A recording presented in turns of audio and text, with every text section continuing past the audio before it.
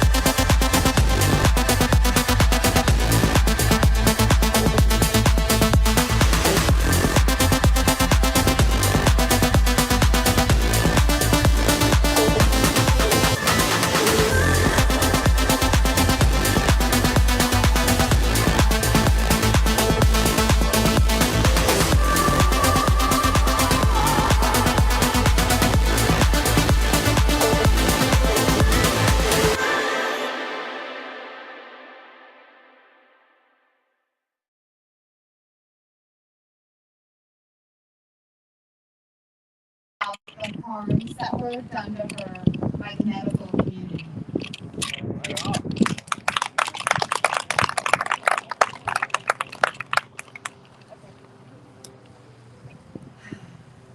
Hi everyone, thanks for coming. It's really good to be here. Oh, I guess I'm singing first. Get it, girl?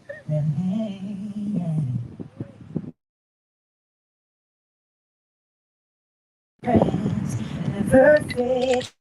There's something wrong again. I felt trapped.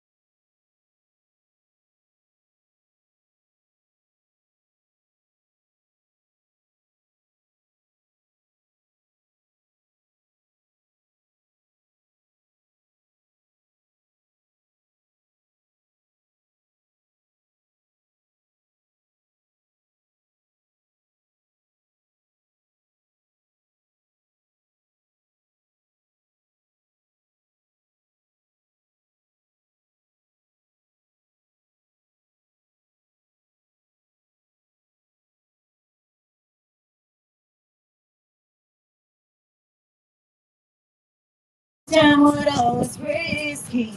Thought I was fixing broken parts of me. Thought it was my only choice, even if it cost my voice. That's the point of no return. One of the things I learned. I am stardust. I came from outer space. It was the world who told me I should change perfectly perfect. I break the mold in a freeway. Now I won't forget her name. I am stardust.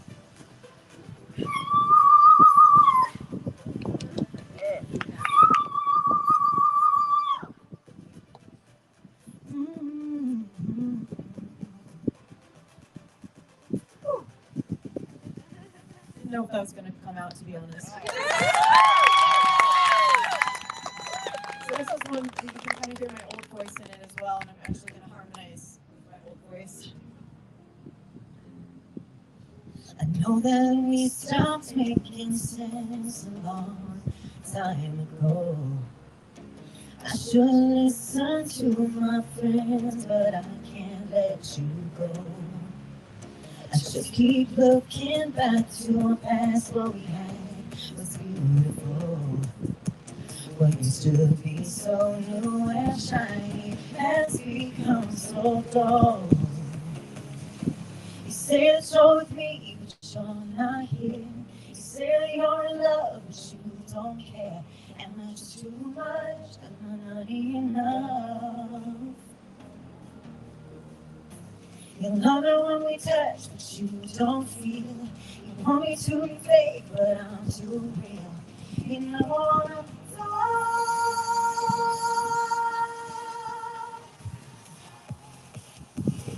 I wish I had some choreography here.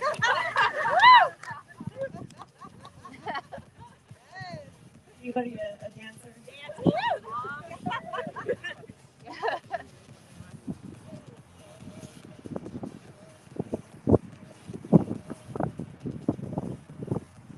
You never wanna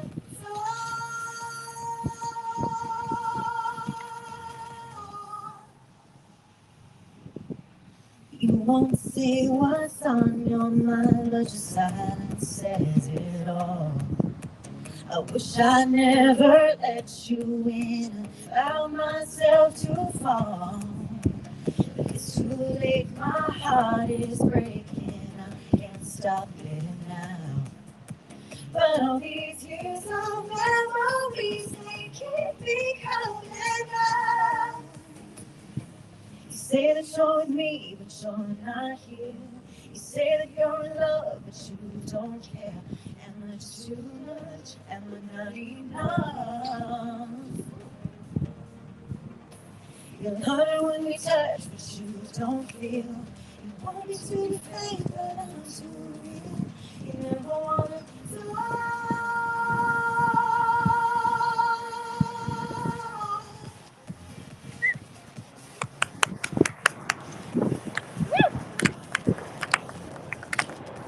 Thank you.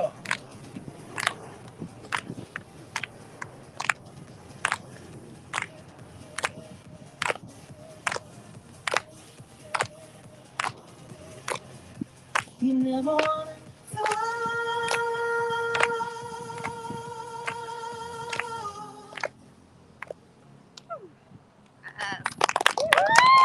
Thank you so much. I have one more. This one's a little challenging. Only the second time I've sung it live, so. Hey, hey.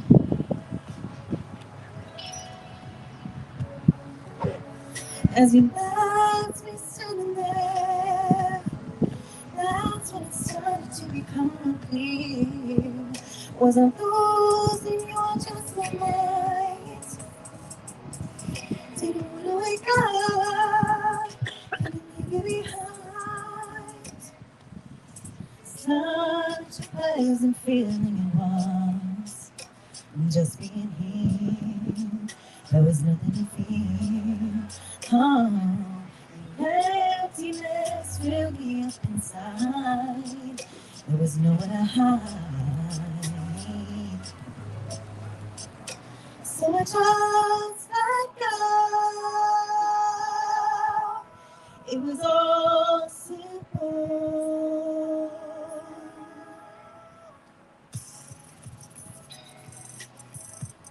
I wrote this back in 2019. My voice was like totally different, so.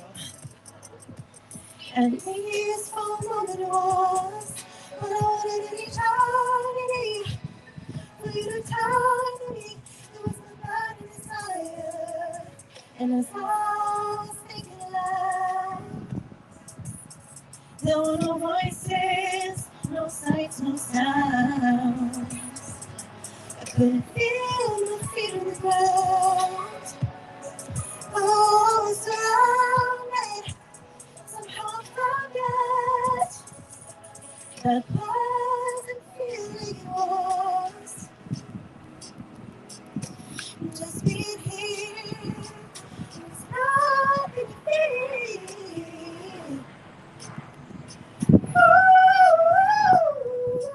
you are good. I couldn't remember, so I just let go. It was all simple, but then I woke up again, wasn't back to sleep. Oh, it's all a distant memory of a beautiful daydream, and I recount telling me somewhere we would have been there. We love you there. So I just let go. It was all simple. So I just let go. It was all simple.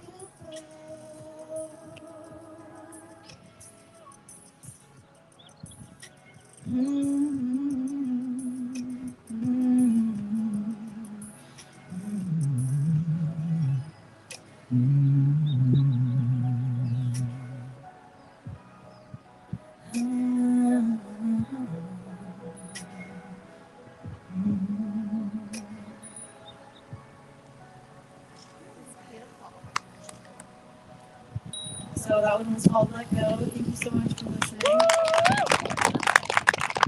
And my stage name is Cat Robot. You can find me on YouTube, Spotify, all the good stuff. And yeah, thank you so much for having me and for listening. Thank you. Who's next? Why don't you thank you so much. It's so beautiful. It brings us to tears to hear your voice. It really does. Especially Stardust, which I know you wrote for the detransitioners. Yeah, it's an amazing song. So would you like to do your speech since you're up here? Yeah. Then you can relax for the rest of the day. Yay! Relaxation is so underrated. So, oh my gosh, it's so windy. Might have to wing it here if it's too windy, but I'm Kat Cattinson, aka Cat Robot. I'm a musician, writer, and detransitioned woman. I also recently earned a Bachelor's of Science in Molecular, Cellular, and Developmental Biology. Thank you. I'm a board member of a new nonprofit, Detrans Help,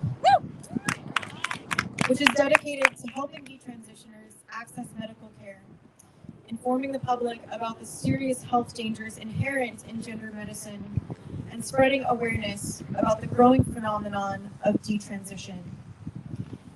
I'm here to urge the Pediatric Endocrine Society to look deeper into the practice known as gender-affirming care, as this care significantly deviates from established medical and therapeutic practices. Its use is justified with ideology rather than sound evidence, and it has an immense potential for harm, especially when initiated in childhood or adolescence. In kindergarten, I went through a phase where I wanted to be a mermaid. I loved water so much, and I learned to swim when I was just 2 years old. I believe that if I could live and breathe underwater, that I'd be happy. One day, I was invited to a birthday party at a pizza parlor where there would be a magician performing.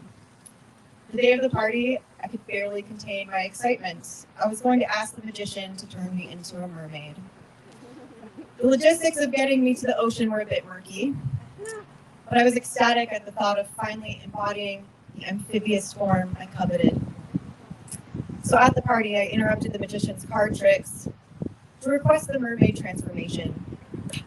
He brushed me off with a joke, but I was insistent. As you can imagine, things quickly became awkward. Not today, the magician said with a smile.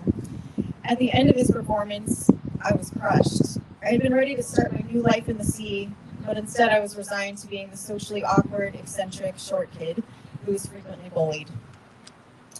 But what if the magician had affirmed me as a mermaid? What if he had told me that with a few surgeries and a lifetime of injections, I could breathe underwater and communicate with the sea creatures like I desired? Would this have been the kindest thing for him to do? Gender identity advocates often instruct us to be kind, but what does it truly mean to be kind? Kindness does not mean agreement nor compromising one's principles to grant another person fleeting happiness. Ordinarily, when caring for children, we know that we cannot simply give them whatever they ask for. Sometimes we must make decisions that are in their best interest, even when those decisions may upset them in the present moment. Not long after requesting to be a mermaid, I asked my mom if it was possible to become a boy. This was after I had seen a young boy walking outside with his father shirtless and knowing I wasn't allowed to do the same. It was after watching TV shows and movies where all the characters I related to were male. It was after feeling that I had to dress a certain way and keep my hair long to be a girl. It was after I was constantly teased, dismissed, and talked down to. I constantly felt emotionally and sometimes physically unsafe, and I was unable to protect myself.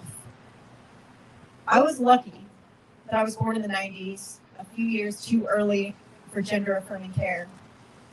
As a child, when I experienced gender confusion, no one in my life affirmed me as the opposite sex. At 13, I discovered a website for female-to-male transgender people and began attributing the mental illness I experienced to gender dysphoria. I believed I had a male brain in a female body. At 17, my parents took me to a gender therapist who ignored my many comorbidities, instantly accepted my self-diagnosis of gender dysphoria, and began referring to me with he, him pronouns. After our third appointment, he suggested to my parents that I begin injecting testosterone. My parents, having believed this therapist was an expert who would help me work through my issues rather than push me towards an irreversible path, were taken aback. They did not agree with the therapist's verdict, and thus I was forced to make it to adulthood without poisoning my body. Although I later made the decision to begin injecting testosterone as an adult and have since detransitioned, I am grateful I was not allowed to bypass natural puberty with the aid of drugs like Lupron, a powerful substance that has been used to chemically castrate sex offenders, has never been through clinical trials in the context of treating gender dysphoric children, and has both known and unknown serious side effects. I am grateful that I was not offered a double mastectomy before my breasts were even finished growing, as is currently happening to more and more minor girls who receive gender-affirming care. In light of the abysmal quality of science supporting these experimental practices, it is mystifying that medical organizations like the Pediatric Endocrine Society and the American Academy of Pediatrics currently endorse these practices, despite the changing guidelines in European countries such as Sweden, Finland, the United Kingdom, and France. All these countries have either banned or heavily restricted medical transition in youth. As a detransitioner who now suffers from chronic pain as a result of gender-affirming care, I urge pediatricians supporting this practice, which in reality is a widespread medical human experiment, to take a second look at the science underpinning this care, particularly when it comes to young people with still developing brains and bodies. I urge them to read past the abstracts, and you will find a litany of methodological flaws that nullify the conclusions of most studies underpinning youth medical transition. I implore you to, as medical doctors, use your expertise to examine these studies and the entire practice of gender-affirming care critically, rather than simply defaulting to WPATH's self-declared standards of care. Doing so could save tens of thousands of children and young people from irreversible, horrific bodily harm. Thank you.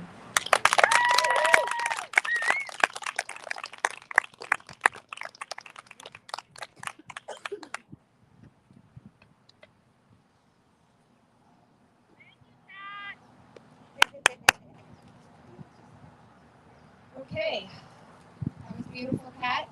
Thank you so much. Again, my name is Erin Friday. I'm a co-lead of OurDuty. It is a group of nonpartisan parents of no religious affiliation.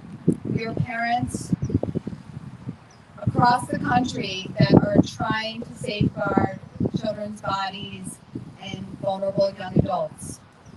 We are not a hate group, we are a love group. We love our children in the bodies that they were born with. We find them perfect. Everyone should find a child and their own body as being perfect, because that's what it is. I need to take people back on a little memory lane. I'm in my 50s. I've been around for a while. 10 years ago, I had never heard the word trans child. We need to remember that. That language did not exist. It was foisted on us. Trans children, that's a misnomer. These are children who are either gender confused or gender non-conforming. And let's talk about what that means. That means a little girl who likes to play with boy toys. That's what that means now. That is an absurdity. There's probably not one female in this audience that didn't play with boys' toys at some point.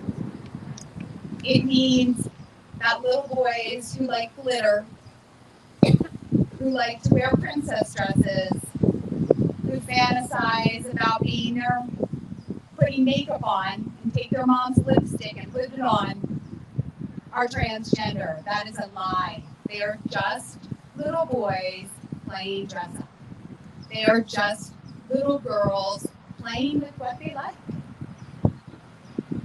They are just little boys and little girls, if left alone, may just grow up to be gay, and that's okay. But let's not have them grow up to be lifelong medical patients. Let's not make money off of them. Each so-called trans child is worth over $1 million to the medical community. They become lifelong medical patients forever, whether they detransition or not. They are always paying. Let's tell children that they're beautiful the way they're born. Let's tell all people they're beautiful the way they're born. And how is this happening? How did this all come about? I'm going to blame the schools. Okay? The schools are a pipeline to the medical community. The schools are telling our children that they could be born in the wrong body. What the hell does that mean? How did the child I carry be born in the wrong body? It's not possible. She was born. One unit, one human.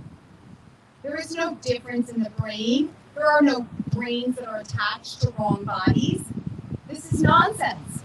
And that's what our kids are being taught at school. That there is no sex anymore, there is no binary anymore, there is no biological reality. Every mammal is either male or female. In the plant environment also, it's sexed. Why are humans different? It's a lie. It's a lie. So I would like you to hear from some brave young girls who are in our public schools and have been exposed to this nonsense. And I want you to hear from their voices on what they feel, these young girls who may be told that they're in the wrong body, tricked to becoming a lifelong medical patient. China and Jay, do you want to come up?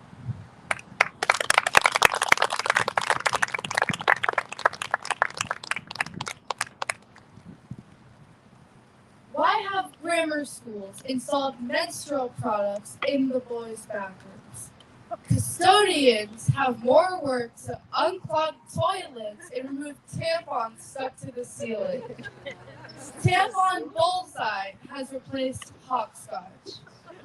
This is another example of how California is failing public schools. I loved my grammar school in San Diego County. But after After the lockdown, I asked my gay moms, why is my school promoting transgenders in no other groups? They had no answer, but transferred me out of my history teacher's class because she was an activist trying to turn us against American values to promote kids who seemed to be very unhappy. It all started last fall on the first day of school when we were asked and pressured to write down our pronouns on a name tag for all to see. My mom taught us to ignore questions from strangers about our LGBTQ family. She said if any adult asked me about my sexuality, gender, or sexual preference, I must remember a 3-letter word. R-U-N. Run. But I couldn't run from my history teacher, who embarrassed and stressed me out by making a big deal of me having 2 gay moms. First, she praised me by telling the class how wonderful I was because of my LGBTQ household. Then she asked me what was so special about having 2 moms.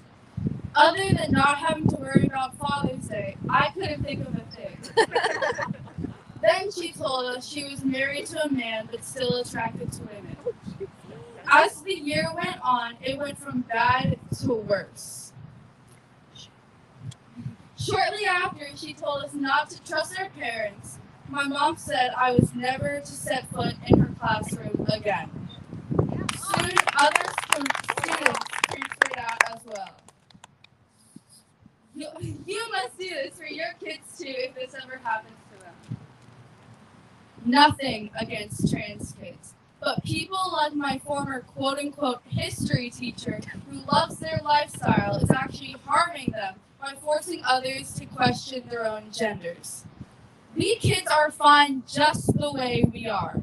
Nobody should tell us any different. Every kid I know doesn't care if you're transgender, gay, straight, let alone the color of your skin. The only thing they care about is what you're having for lunch and if you have enough for them too. When grammar schools give tampons to little boys, fill our libraries with nasty images, refer to us places like Planned Parenthood to get puberty blockers, and invite us to drag shows where men dressed like Disney characters invaded by aliens, it's out of control. Those drag shows are advertised by surgical centers and doctors who want to drug us and cut off our healthy body parts. It feels like they either want to kill us or make sure we never have kids, or both. I feel bad for kids and adults who've been convinced they need drugs and surgeries to be themselves when they should have been left alone to grow up and figure it out. Most kids just want to have fun, be loved, and play games, besides tampon bullseye. I'm too young to vote, but can you please elect people who will make it illegal to drug and cut us up for their own science projects? Otherwise, your kids will go from the classrooms to the operating rooms. Who knows? Yours could be next.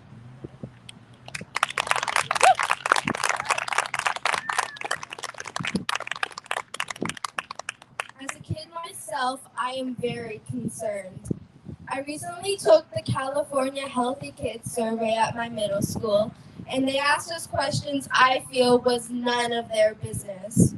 It was all very confusing and upsetting to me. California asks us kids if we are straight, gay, bisexual, or something else. Another page asked if we think we are different compared to the sex we were assigned at birth. Not only is this confusing to most kids, but why are they trying to learn about our privates? My parents are wondering who gets this information, what are they going to do with it, where will it be kept, and for how long? Our parents taught us to never discuss anything having to do with our privates, especially with adults. They said it invites unwanted attention and in some cases could even be dangerous. Both of my moms are gay. They feel these questions are a type of indoctrination by suggesting kids are something that they are not. I don't get what this has to do with my education and why they don't ask our parents instead of the kids.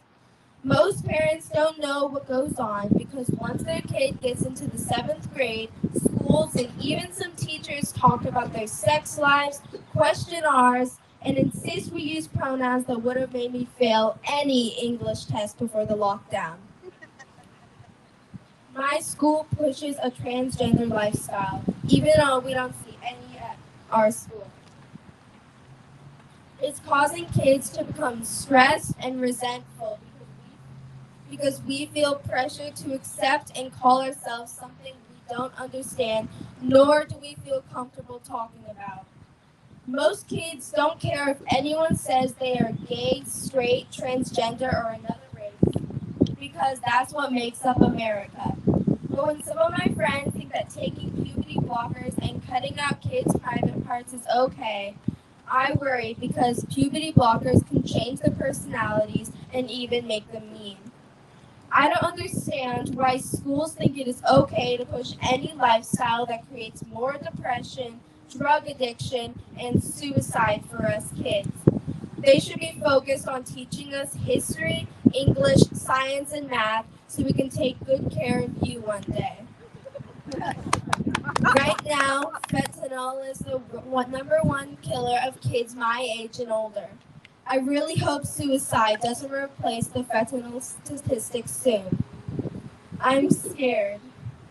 I am scared if some of my friends think that changing their sex is okay, and teachers who believe they are helping us but are really hurting us instead. I don't want anything bad to happen to any of them. I miss my old school and teachers before the lockdown. If I were a teacher today, I would never promote any sexual preference or gender in my classroom because most kids accept everyone. If I had to teach diversity, equity, and inclusion, it would go like this. Some families look different than yours, but everyone is equal and worthy of respect. Class dismissed.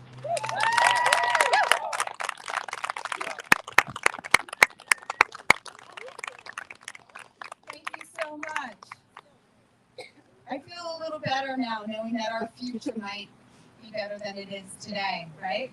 Woo! They brought up suicide. That is the biggest fallacy that keeps getting pushed onto unsuspecting parents and teachers and politicians, that somehow these gender confused, gender diverse, let's use their words, gender diverse. I'm gender diverse right now, folks.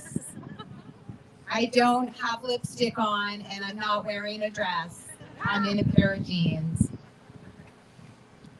But they're saying that these gender diverse children will commit suicide if they don't put poisons. And that's what they are. They don't put puberty blockers, castration drugs into their bodies, drugs that are not FDA approved and have no basis in science for alleviating gender nonconformance or gender dysphoria. Our Duty has thousands of parents. We work with Partners for Ethical Care. They have thousands of parents. We are all non-affirming parents. That means we're good parents, that we believe in reality and boundaries.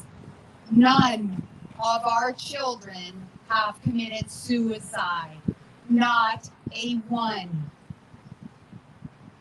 I can't say the same for the children who have started puberty blockers and cross-sex hormones. The most recent study, and this is a study that's only 2 years old, is at the 4 largest pediatric gender clinics in the United States, so-called premier doctors. There's 315 participants. They lost in the first year 100. They don't report on that, but They lost 100. Where did they go? On the 315 within 1 year. Tragically, 2 of those children committed suicide. They were supported by their parents. They were supported by the medical community. Why? Why do they commit suicide? Because puberty blockers and cross-sex hormones do not fix mental anguish. They don't. Surgeries do not. The 2 out of 315 is 50 times the national average for this age group. Is it life-saving? Whose lives are being saved? Certainly not the children. And here's the kicker. Wait for the plane to go by. You gotta hear this. Here's the kicker. They started out the study as one of the criteria to look at suicidality. Because they were getting bad results, 2 out of 315, they stopped tracking suicidality. Yeah, they stopped because it didn't net out what they wanted it to. It's disgusting. It's horrible. And it's malpractice. And those pediatric endocrines, they know. They know what they're doing to our kids, and they don't care. There is no follow-up after they poison our children. Off they go. Let's ask the detransitioners. How many of your doctors called you and said, how you doing now that you've started testosterone? 0. How are you doing now that you have your double mastectomy? Is life great? Is everything wonderful? Did anybody call you? No. They took your money. They took your body parts. And off they went. Off they went. So I'm sorry, I'm getting a little dark. So no one ever likes to hear me. I'm going to bring up Marcy. Are you ready?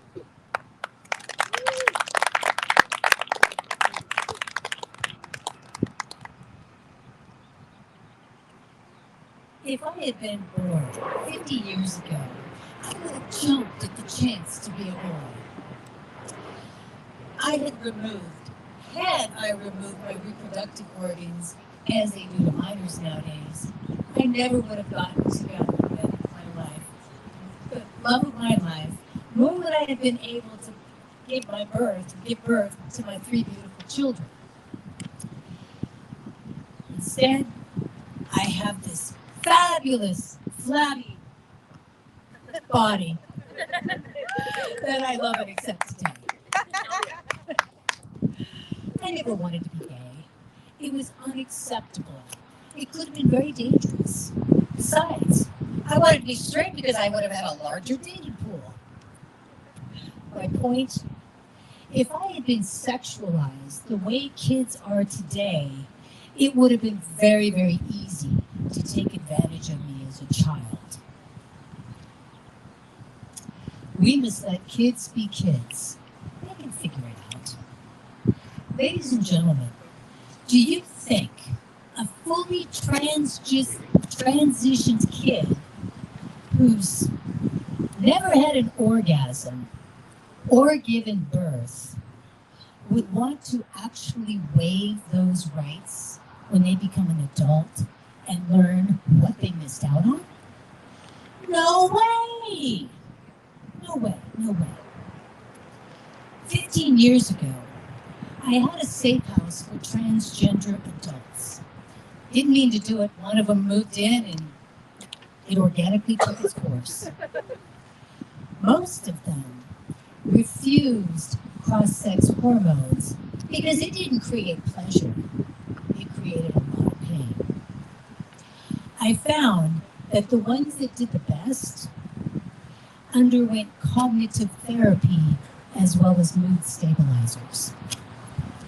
I honestly don't know why people are gay, transgender, straight, any more than some people like jalapeno peppers and others like green beans. Who knows? It really doesn't matter. But what matters is that when technology, politics, and money, we're talking multi-billions, targets our children to experiment on and capitalize on them, is what's going on behind those doors behind us at the show. Parents and kids must focus on reading, writing, math, and science because California test scores are abysmal. A quarter of high school graduates are illiterate and can't even make change. Maybe California ranks near the bottom of the barrel because it spends more money on divisive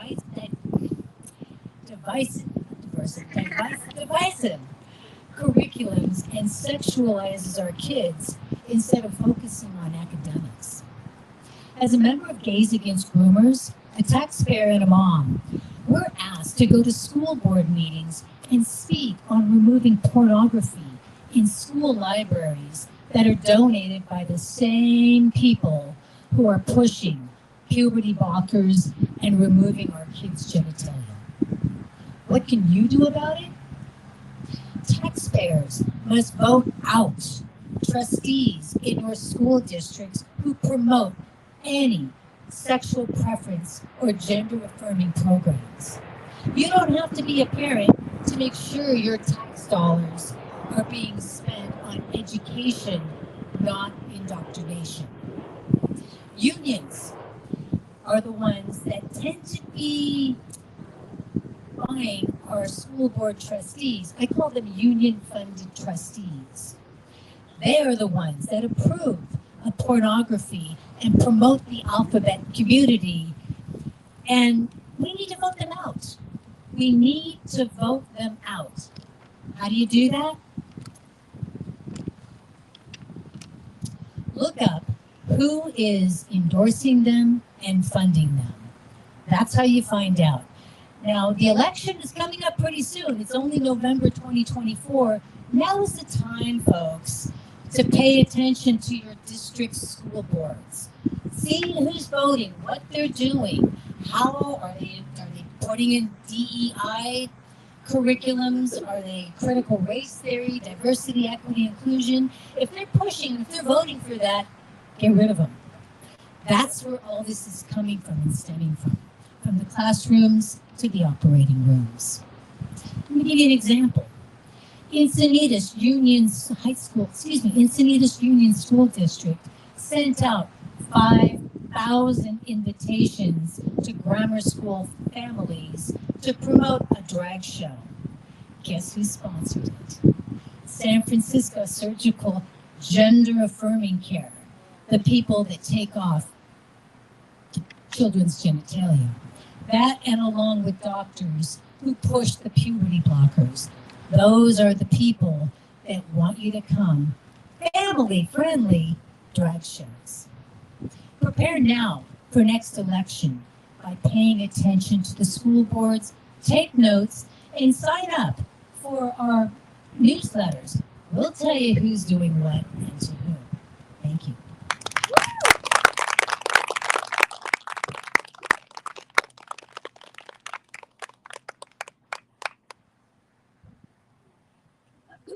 I'm going to dovetail on that a little bit with school boards. Yep, got to run for school boards, not just vote them out. So I'm a Democrat of 37 years. Yeah. There's a lot of Democrats that are against this. Understand that. And the media wants to portray this as a right-left issue because it gets more clicks. Nobody wants to report on the number of Democrats that are against this. The lawmakers in Sacramento don't want to hear from their Democratic constituents. I know, we go there weekly The Democrats, let me just tell you what they did this year. My party. I don't know. I guess I can't say they're my party anymore because they're unrecognizable. A party who wants to cut off children's body parts. But they're passing a law right now. It's a terribly frightening law. It's called AB 665.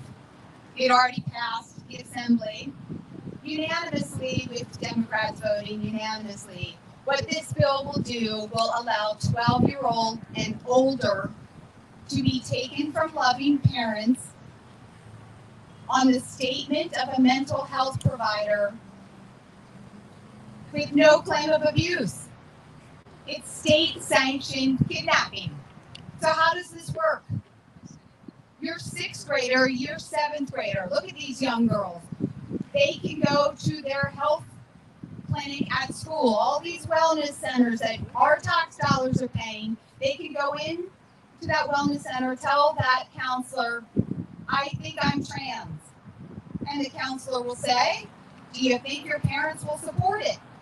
And if the child says, I'm not sure, I don't think so, they can send that child off to a residential shelter, and that child doesn't come home from school that day.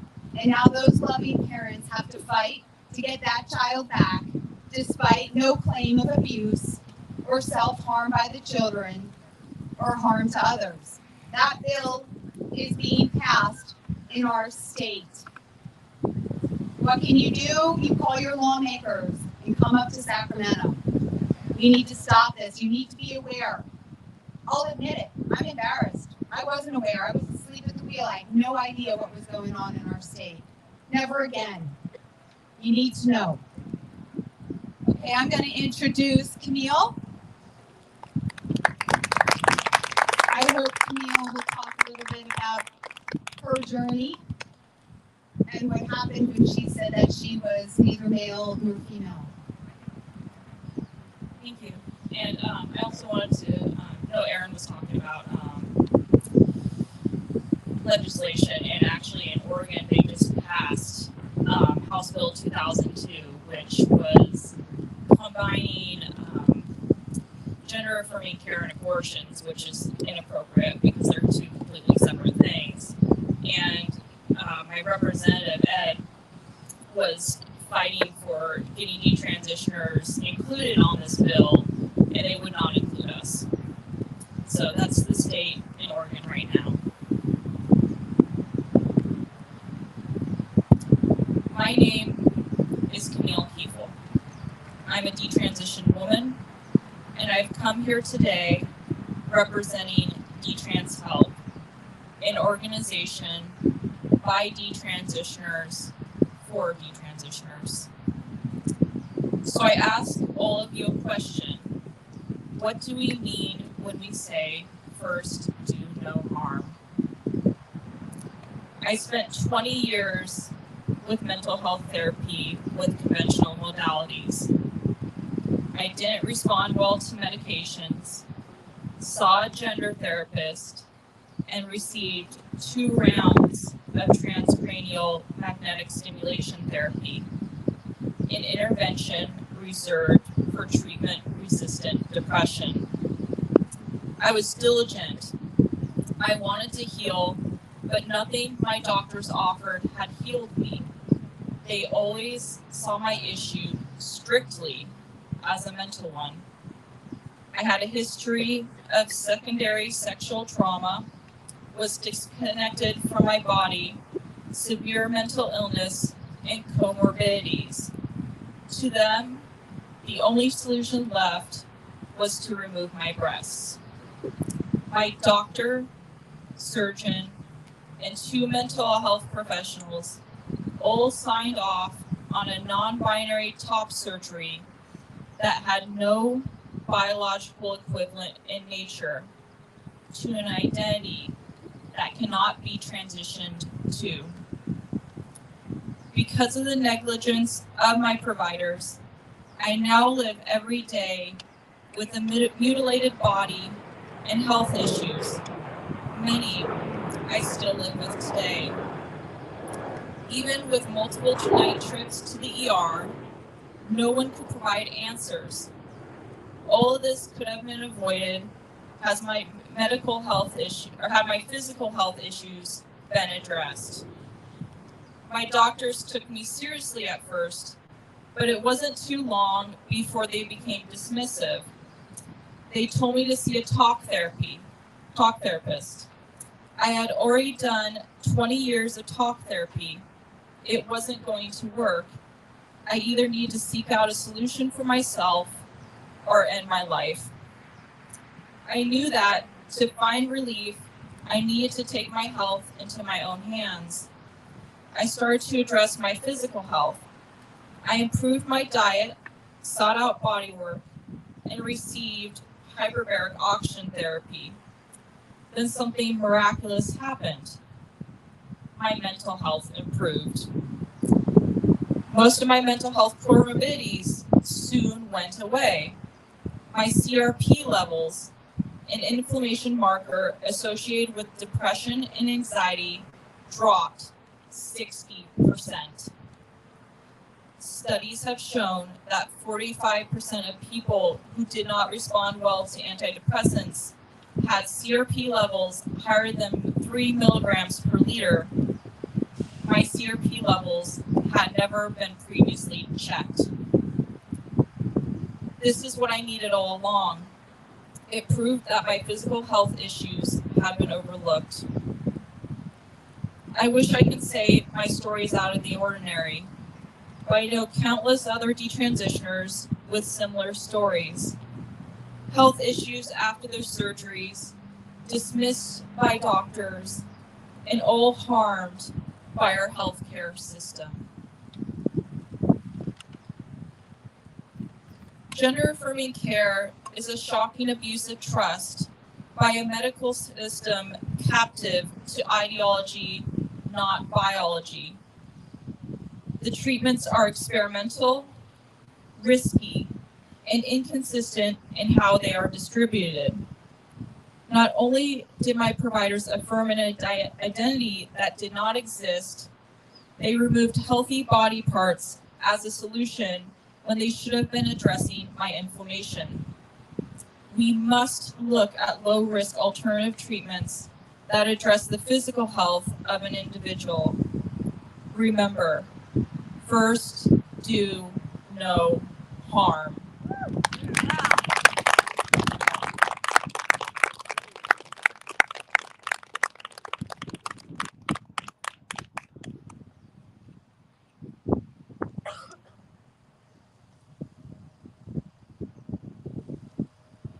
Thank you so much, Camille. Okay, now we're going to hear from Maddie, another detransitioner. And I don't know, is this your first time speaking publicly? It is. All right. Yeah. Way to go. Thank you. Thank you all for coming here.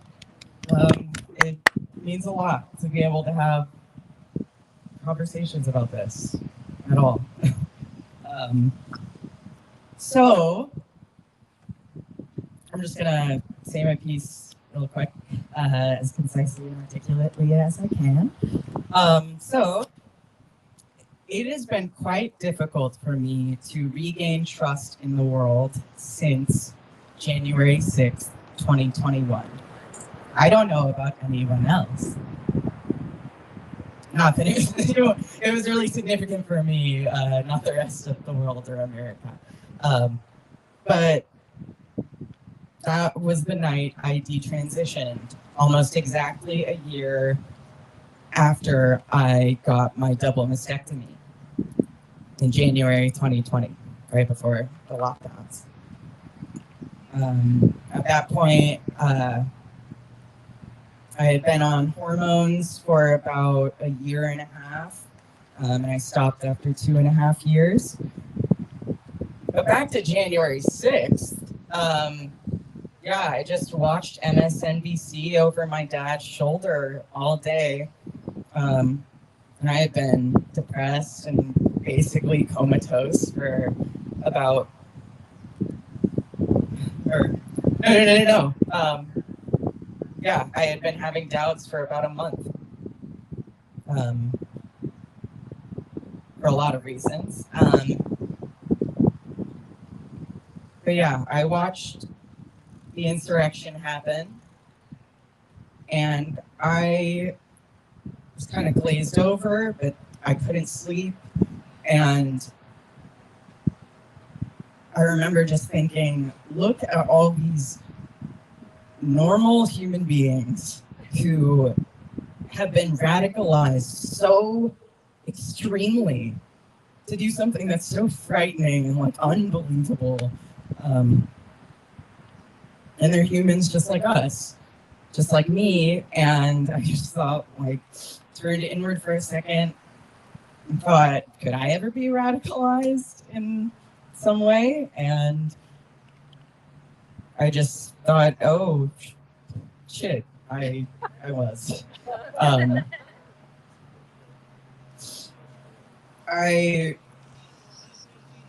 There's so much I feel like I could say to my past self, and like, who's to say if it would have made any difference. So I was pretty set. But after I detransitioned a few months ago, I think a whole lot of stuff has helped me heal a lot to be here today. But I watched Anne Lamott's TED Talk, if any of you are familiar with Anne Lamott. And one of her facts of life, or things she's learned, is everyone is screwed up, broken, clingy, and scared. Even the people who seem to have it most together. They are much more like you than you would believe. So try not to compare your insides to other people's outsides. It will only make you worse than you already are.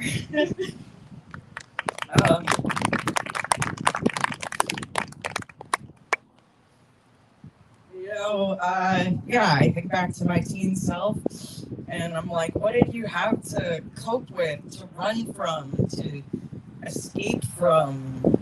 You had everything that I don't have, or I feel like I don't have these days.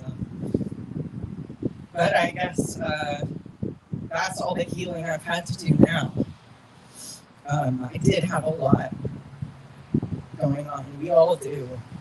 And I didn't realize that life is fucking hard. I thought it was something wrong with the world. Or I guess with me. But there wasn't. I was trying to, for like 3 years, put all of my energy, every conscious effort and moment into trying to control how other people were perceiving me. And that is the most futile thing that any of us could do. It's a waste of time. Everything's subjective. People ask what my pronouns are now, and I'm just like, whatever comes to mind first. It's not, I don't really, it doesn't matter to me. I'm a woman. I've been one the whole time, no matter what I told myself or anyone else, and whatever doctors agreed to. I think about, like, I hated my body, and doctors didn't ask me why, or say, maybe your reasoning might be a little off. Maybe you're not seeing yourself for how beautiful you might be. Instead, they laughed with me in the room. We vibed, talked about activism, and I gave them thousands of dollars that belonged to family friends of mine, strangers I don't know, people who wanted to be kind and do what they thought was right. And I don't blame them for that. Because if I do, then I can't forgive myself either. So My parents were right the whole time. All they wanted me to do was slow down. They wanted me to pump the brakes. And now I know, because hindsight is 2020, that we all should, in this whole shebang, just take a moment to sit down with what's real, because in the age of the internet, when you don't know what to believe, and in school we're taught to check our sources, but you're not gonna do that every single tweet you see or every post you scroll past. It's too much for all of us as adults. Imagine what it's like as someone who's 9 or 10 or younger or older or in a really unstable place. We can all get really lost. And I got lost in a way that also lost me my ability to breastfeed my future children, which is really hard. And I don't want other humans to go through that, because I don't know. We all got things to regret, but this one feels bigger than me. So thank you guys.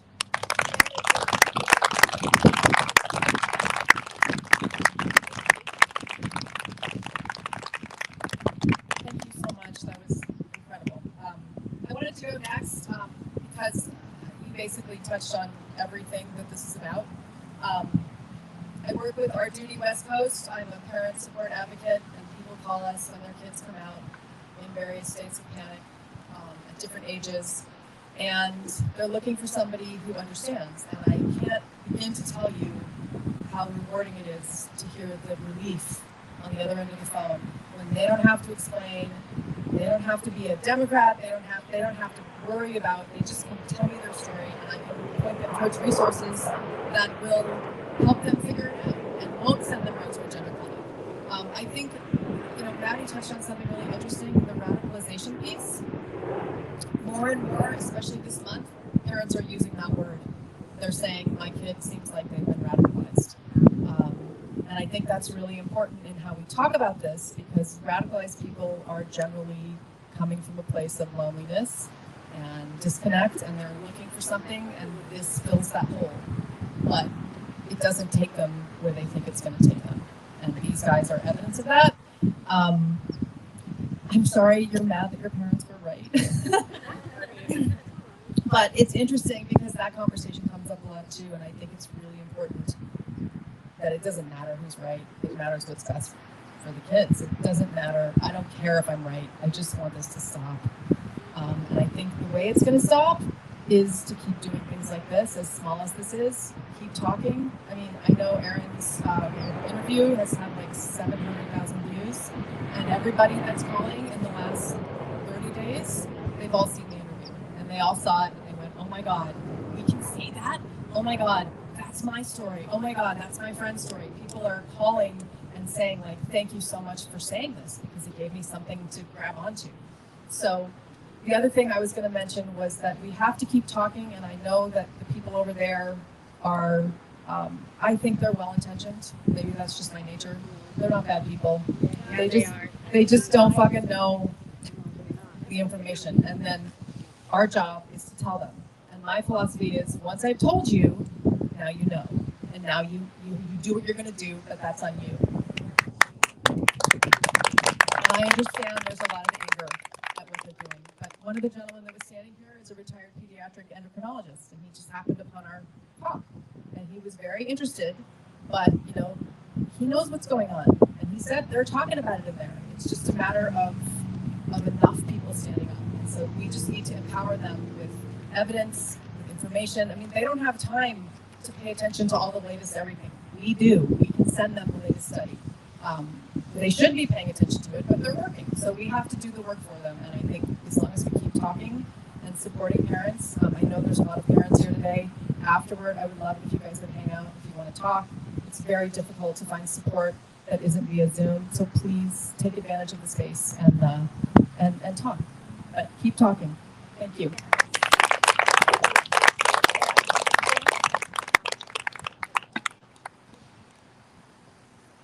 This is so inspiring. It's amazing. I'm so pleased with everything I've heard. Is this echoing or is it just fine? Okay. Okay, cool. I represent a small national multi-issue radical feminist organization which is solidly on the left called Feminist in Struggle. I myself am a lesbian, a feminist, a socialist, a green, a civil rights lawyer, and a lifelong activist. And I am proud to join with all of you today, parents, detransitioners, others from the gay community, heterosexuals, people with a range of political views, to proclaim in one voice that no child is born in the wrong body. This atrocity of sterilizing and mutilating children and teens who are gender non-conforming, who are gay, autistic, traumatized, or otherwise different, in the name of what is euphemistically called gender-affirming care, must end, and it must end now. Frankly, gender identity ideology, including child transition, has nothing to do with the progressive values of equality and social justice that I cut my teeth on since the 60s. Nor does it have anything to do with the decades of struggle I participated in, both as a leader and an activist for lesbian and gay rights, and also for feminism. Feminism never sought to eliminate sex, but to eliminate sexism. There is nothing wrong with these children's bodies, or the bodies of gender non-conforming adults for that matter, that needs to be fixed by experimental so-called treatments like puberty blockers, cross-sex hormones, and cosmetic surgeries, the removal or mutilation of healthy body parts. Feminine boys and masculine girls and same-sex attractive teens are fine just as they are. Bodies and roles do not have to match. Allow these children to grow up and develop with their bodies intact. And tell the truth to young adults that these treatments cause serious permanent harms and do not cure gender unhappiness or anything else for that matter. Children of both sexes need to be freed not from their bodies, but from gender roles and stereotypes that put them into boxes based on their sex, preventing them from freely exploring their interests and expressing their personalities. Young same-sex attracted people need to be freed not from their healthy sex bodies, but from homophobia. They need to be freed from the idea that same-sex feelings and relationships are abnormal and shameful, and that it is better to pass as a straight person of the other sex, to be turned into a lifelong medical patient, sterilized, and denied the ability to experience sexual pleasure. It's better to have all those horrible things happen than to grow up to be lesbian or gay.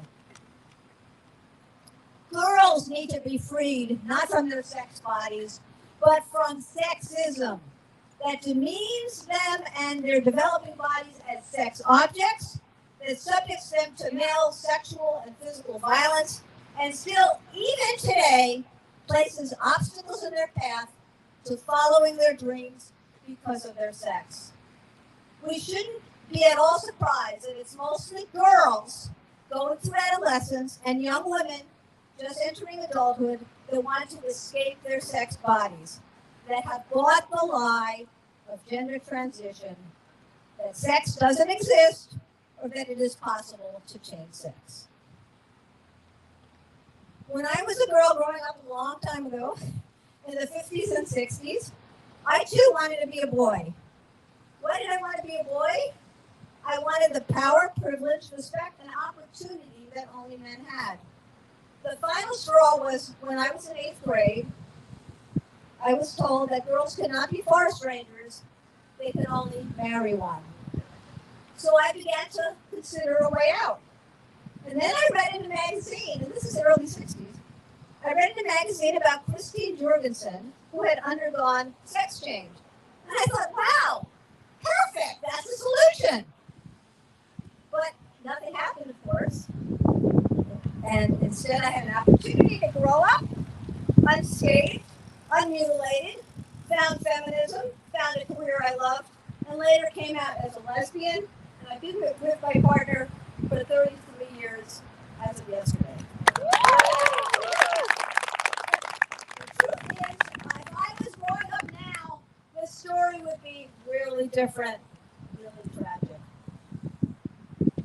For all the spirited girls out there, for all the misfits like I was, for all the tomboys, for all the future pioneers, scientists, athletes, doctors, lawyers, thinkers, writers, artists, carpenters, mechanics, engineers, and leaders who were born female, for the lesbians, for the future feminists and visionaries, for all the amazing mothers of past, present, and future generations, and for the memory of my own rebellious and loving tomboy mother who as a child used to run across rooftops tearing her dresses. For all of them, let's put an end to this atrocity now. Stop childhood transition. No one is born in the wrong body.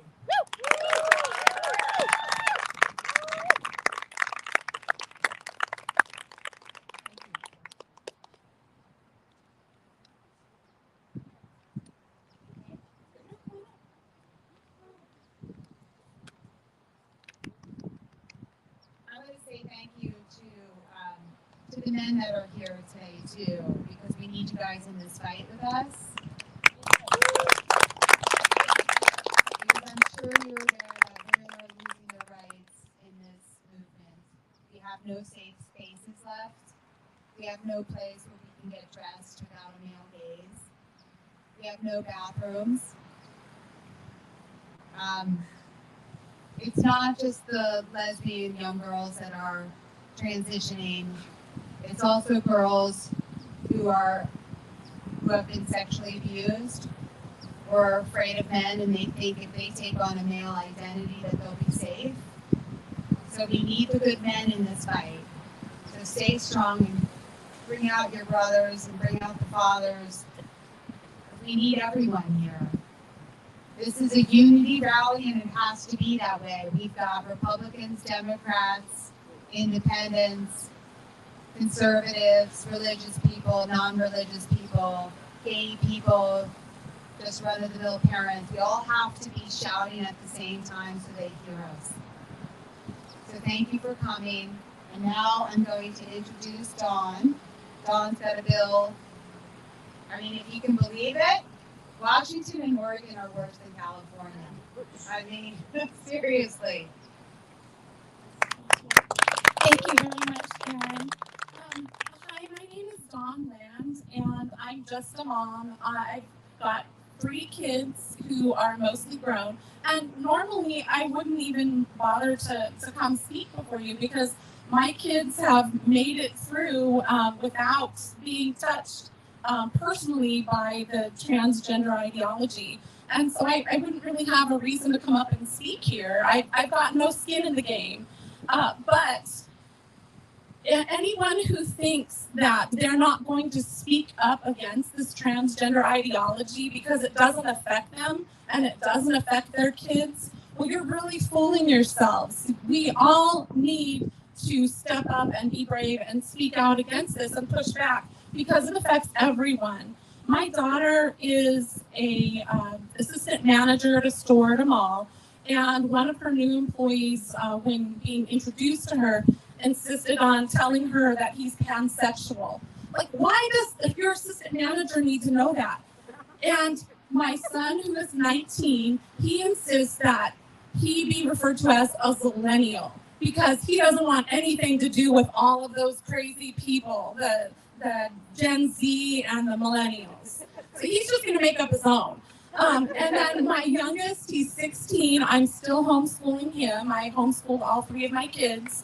And he says he doesn't want to live here anymore. He wants to leave the country because everything here is just insane. So if you think that all of this does not affect your, nice, regular kids who know what sex they are and have made it through to adulthood, it affects everybody. Who is my daughter going to date when everybody else has gone off the deep end like this? Who are my sons going to find? It affects everybody. Step up.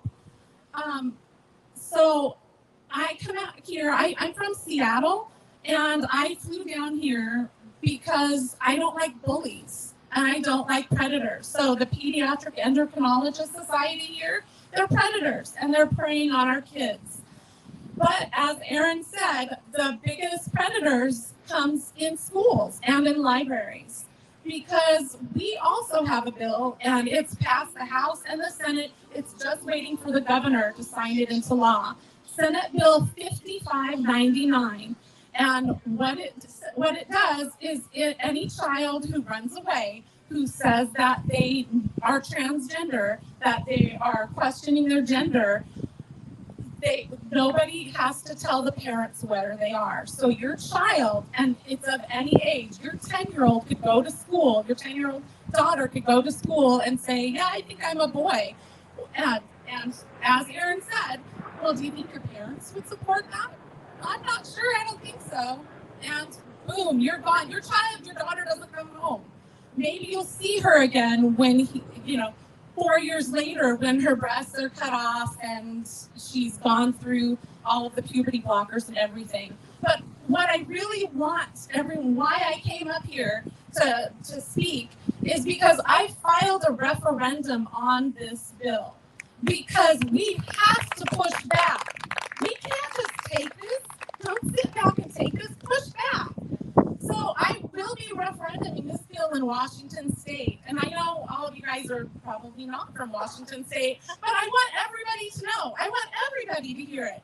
So if you're in Washington, please support me and all of our efforts. I've got a lot of friends that are helping. You can email me at rejectlegalizedkidnapping@gmail.com.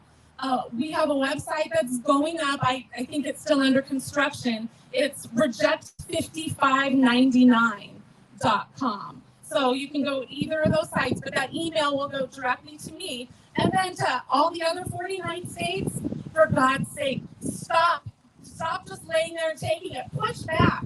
Stand up and say something.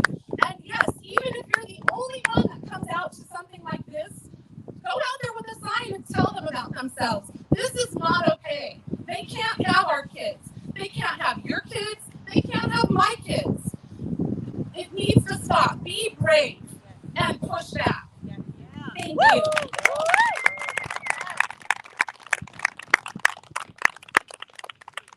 Okay, Samantha, you want to come on up? Samantha used to be with Gays Against Rumors.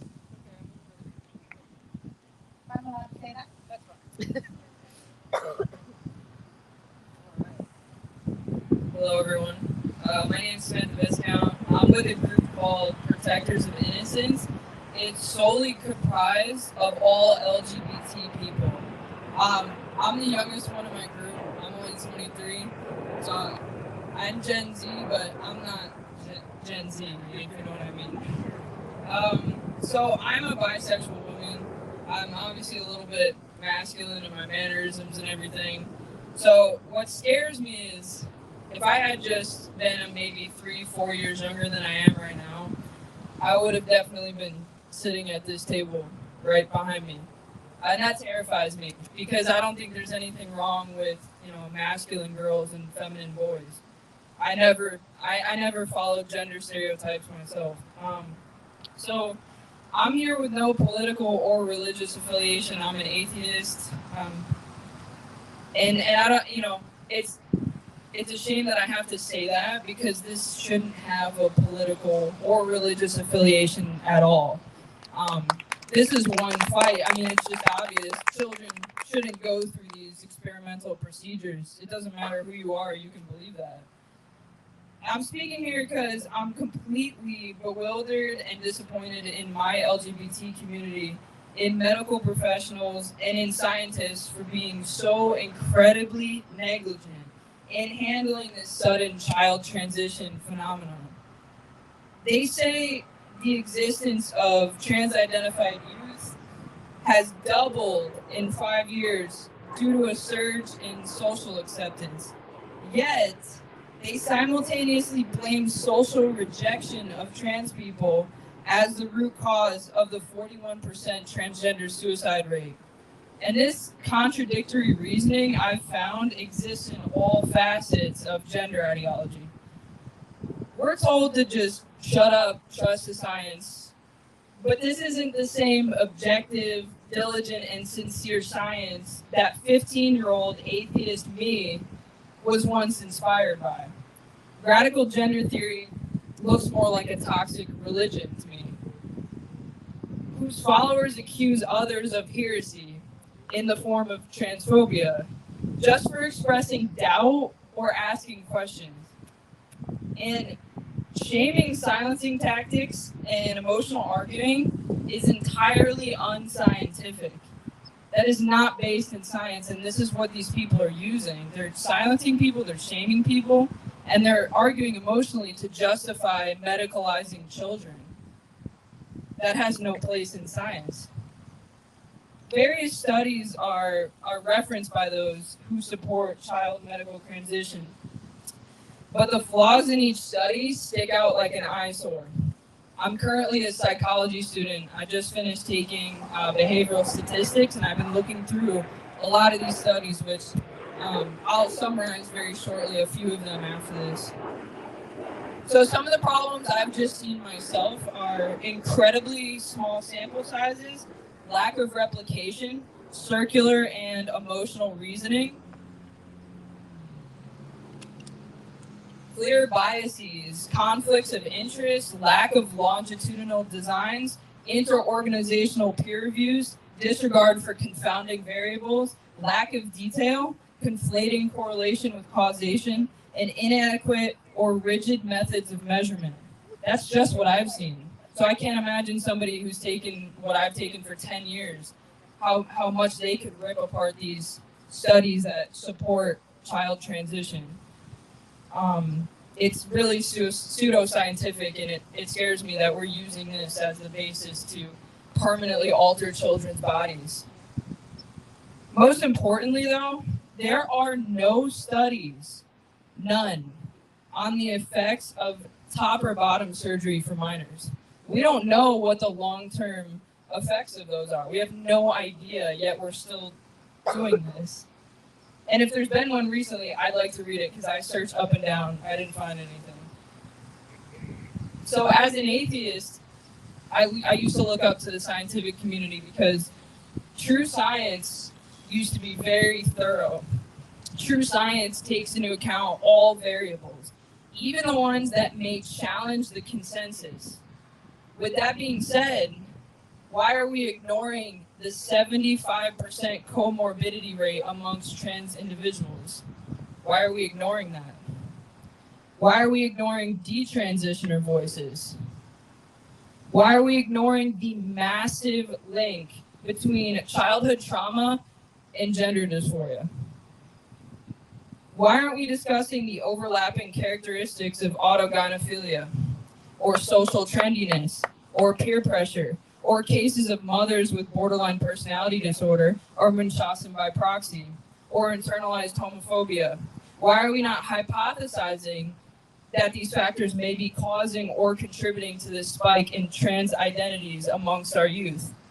Why are we minimizing the plethora of complications that can arise from puberty blockers, hormone replacement therapy, and sex change surgery, such as osteoporosis, coronary artery disease, liver dysfunction, tumors, heart disease, thyroid dysfunction, stroke, infertility, gallstones, infection, urinary problems, bacterial pockets, major scarring, and even death? We're willing to risk all of those complications on kids? Really? Adults might be able to understand these complications, but children cannot.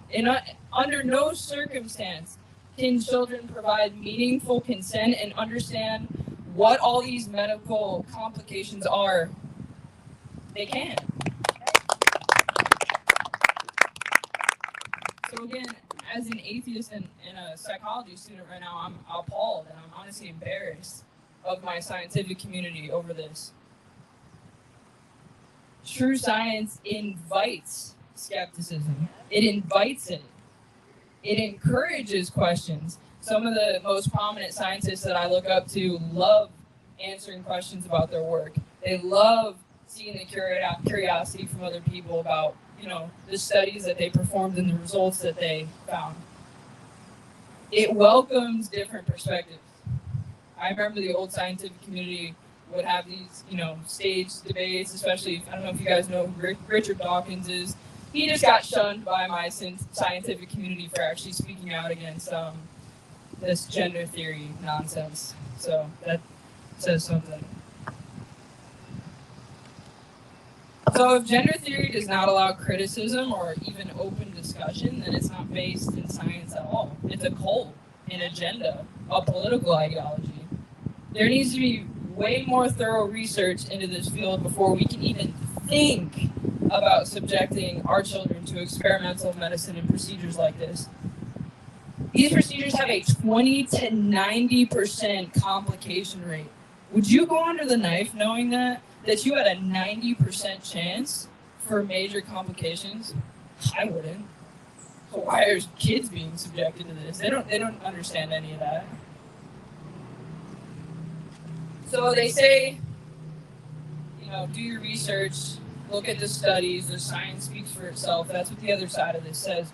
So I did. So let's look at what the study said. One study found that at least 3/4 of boys with gender dysphoria just become homosexual as adults.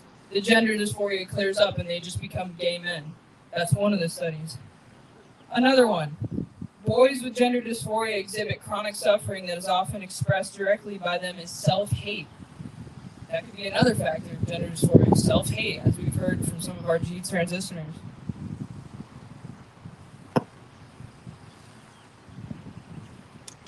Sorry, it's a little hard to look at this. I actually know this one, I don't need to look. So they found that 25% of boys whose mothers had borderline personality disorder also had gender dysphoria. There was a direct link. Why are we not looking into that? I need somebody to come up here and flip this. Can you help me? Somebody else.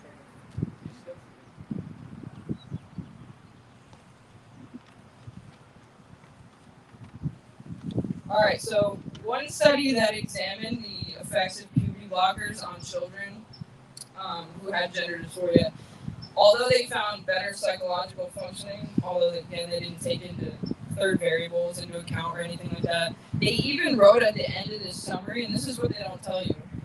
They said verbatim, although the treatment with puberty suppression for adolescents with GD is now available in an increasing number of countries, the small amount of scientific evidence of the medical safety and efficacy and the psychological efficacy comes from a limited number of studies.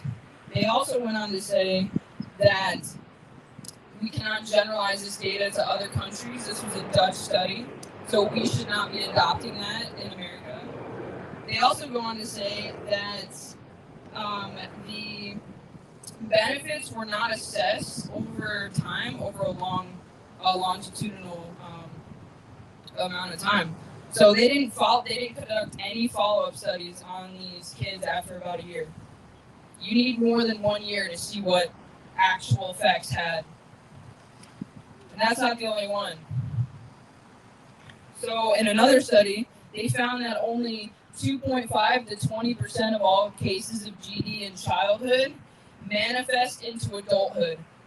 So 80 to 98% of kids will outgrow gender dysphoria. So why on earth, knowing that, would we conduct irreversible surgeries on them in childhood? we can't just wait and see if it sticks. That's medical malpractice.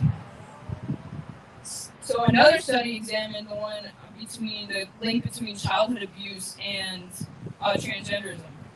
And this one hits home for me because I had gender dysphoric symptoms when I was a teenager. Turns out that was not gender dysphoria, it was from sexual abuse in my childhood.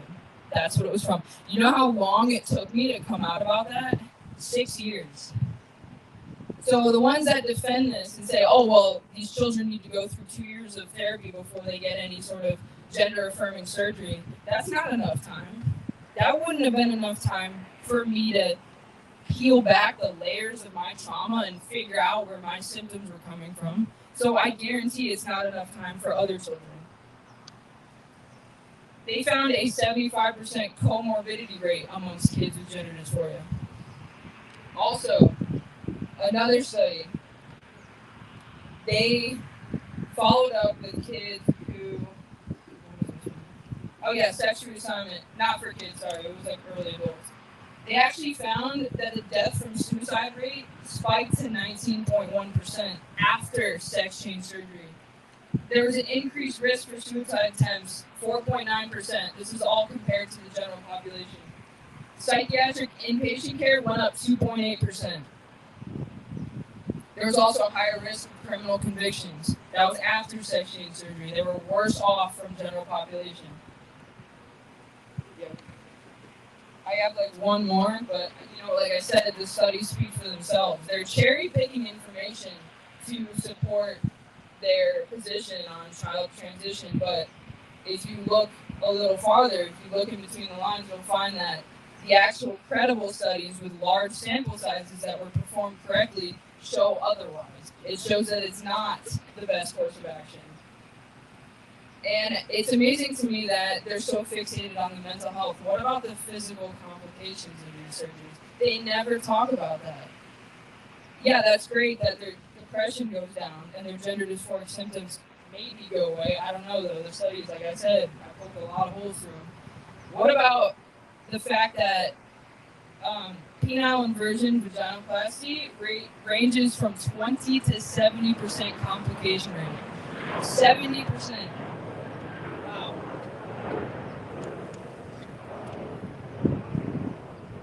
And there was a 40% complication rate with phalloplasty. So, female to male. Any study that I looked up, these complication rates were through the roof. Is this something that we want our children going through? Or maybe we just want to let them grow up and be gay adults? Or just gender non-conforming adults like myself? Thank you.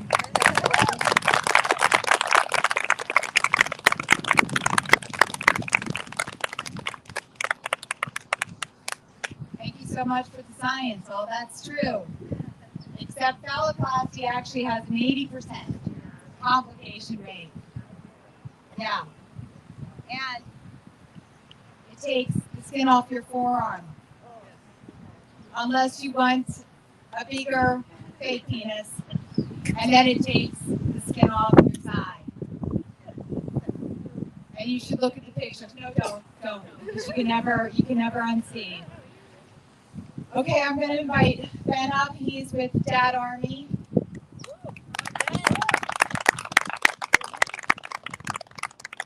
Thank you very much. And thank you to Do No Harm and Our Duty. And thank you, Patriots, for coming out here. What a glorious day. We're out here speaking out about protecting children.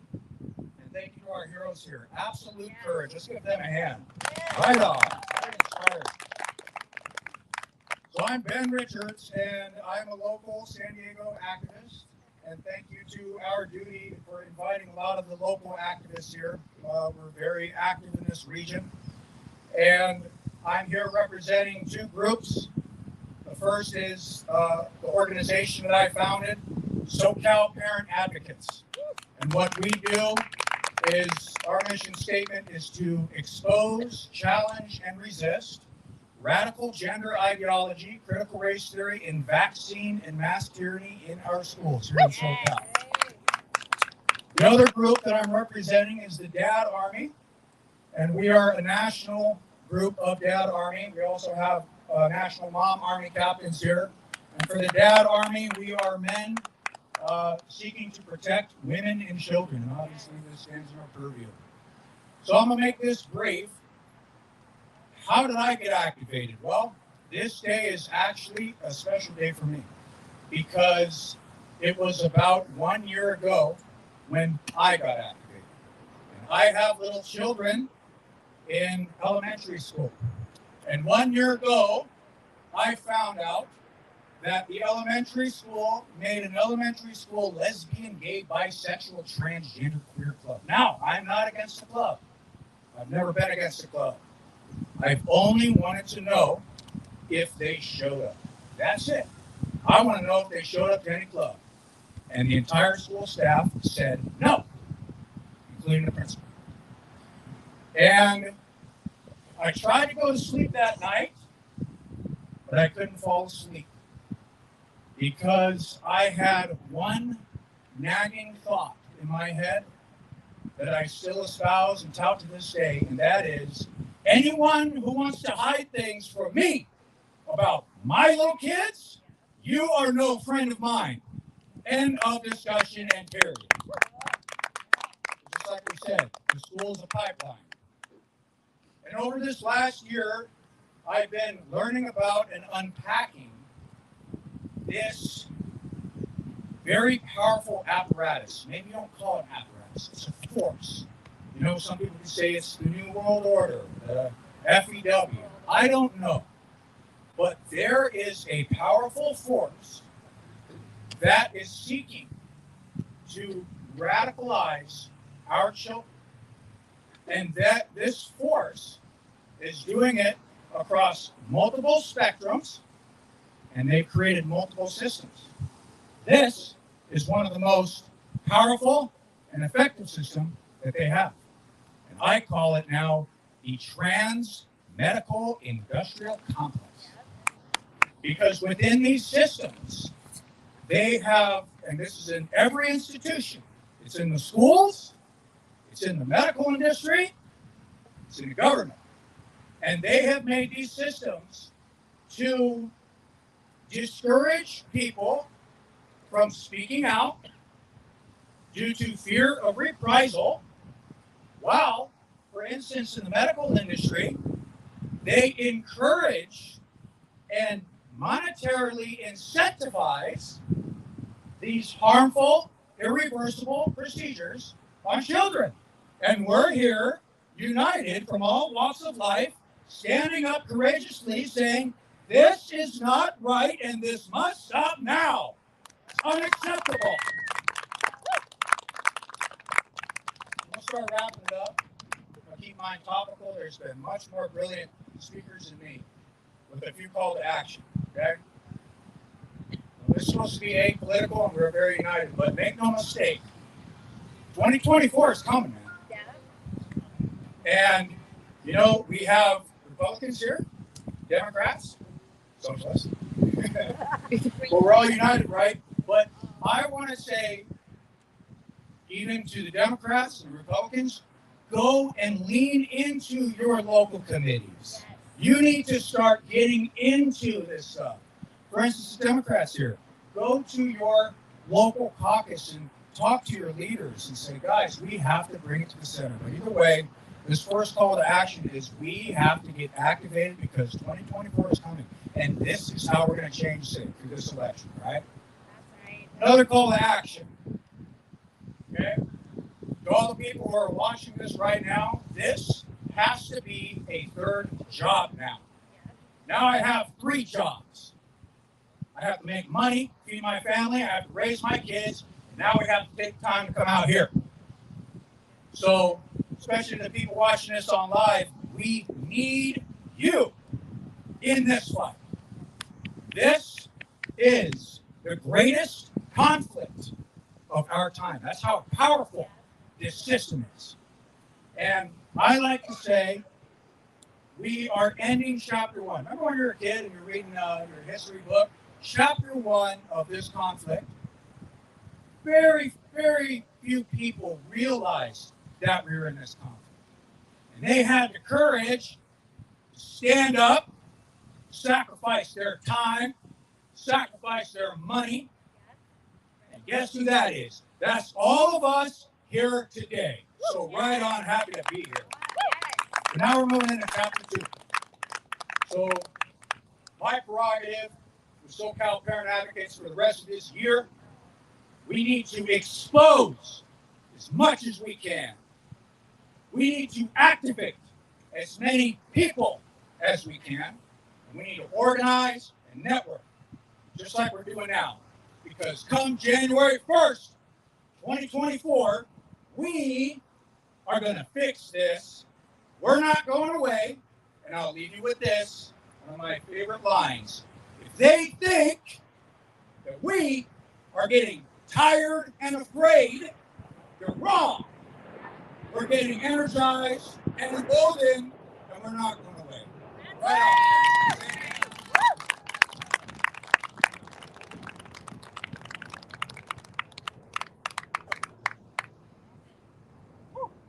Powerful.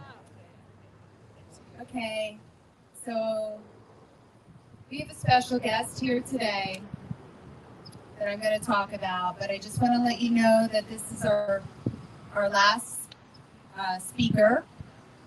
And afterwards, I'd like everyone to pick up a sign that speaks to them, and we're going to do a parade. Okay, so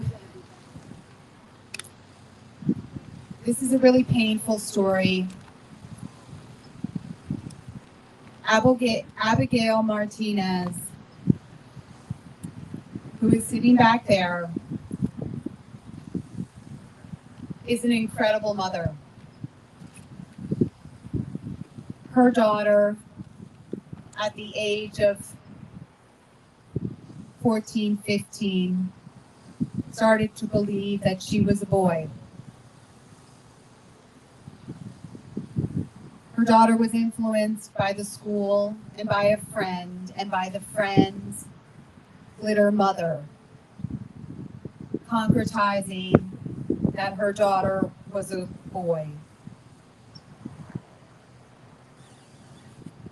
Abigail fought against this. And Abigail had to fight this by herself because this was 2016. There weren't people talking about this. It was a lonely journey for a single mom, English a second language, fighting for her daughter alone. She was a warrior. Abigail never gave up the fight for her daughter. Abigail went to court.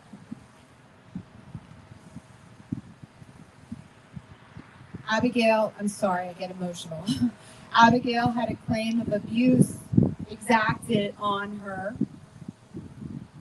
for not accepting the daughter that she bore, the daughter that came out of her body, as being a boy. Abigail begged the judges, please get my daughter the mental health that she needs. This is all wrong. I know this in my gut. This is wrong. The judge didn't care and took Yaley from her mother, from her brother, and for 2 sisters. And they sent her to LA Children's Hospital, and after a 35-minute video, Yaley was put on testosterone.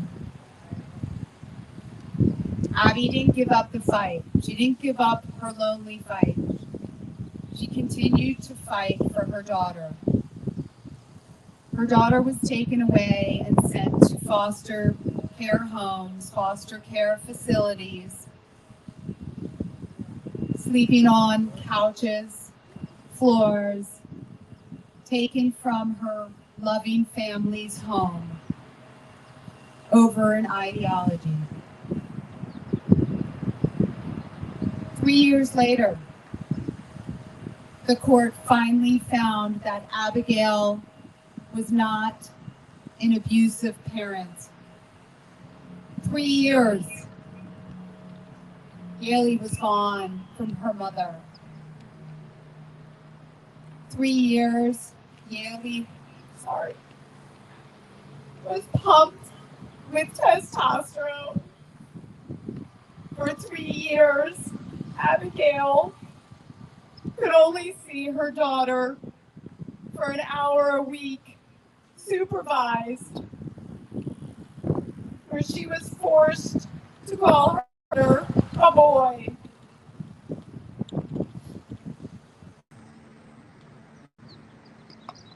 Yaley wasn't a boy. Yaley was a distressed child. Testosterone was never going to fix her. Her mom knew this. But the state took her. It didn't fix Yaley. Yaley took her own life. Has her body failed her? Because testosterone doesn't work well in female bodies. She saw no help. She was stolen from her mother. The state of California stole Yaley from her mother. And this is happening over and over again. And it's going to happen more rapidly. Parents are going to lose and are losing their gender confused children, and the state is taking them, and the state is putting cross-sex hormones into their bodies, and the state is cutting their body parts off.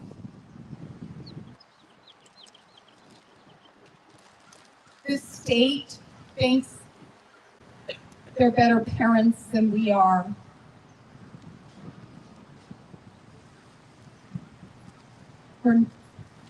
We are the only ones. Every parent out here would lay down their life for their child. I can't say the same for the teachers or the counselors or the doctors or the politicians or the state that are taking our children. They won't lay down their lives for our kids. We will. We will. So to you, Yaley, give us the strength to keep fighting. I know you're watching.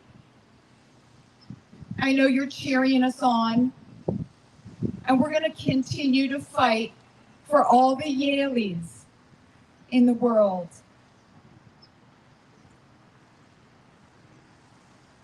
Whew. Okay. Abigail, do you want to stand up?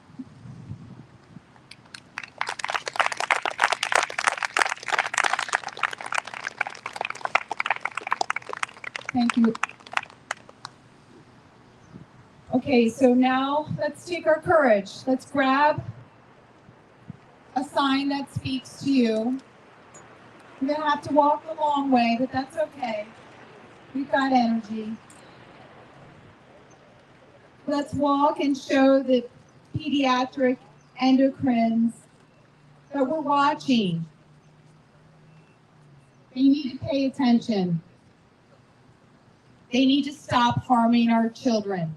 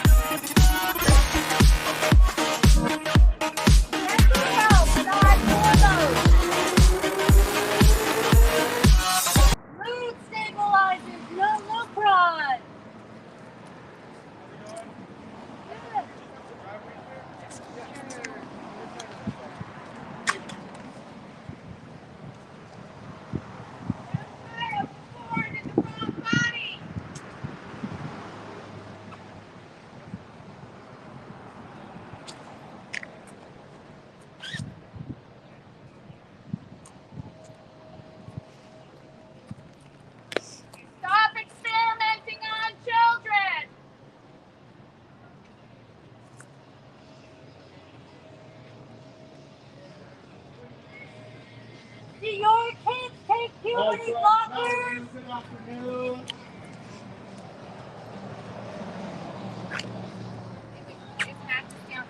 We hope you're all having a wonderful day. We are here just to stand up for children. No child is born in the wrong body. We don't want to disrupt your time, but we are standing up to protect children from the medical industrial complex, my friend. Yes, sir? Say again? But where do you want me? You can be across the street or... No, we can be on the public sidewalk. We can be on the public sidewalk right here. We don't gotta be across the street. No, we don't gotta be across the street. It's a public sidewalk. We ain't going nowhere.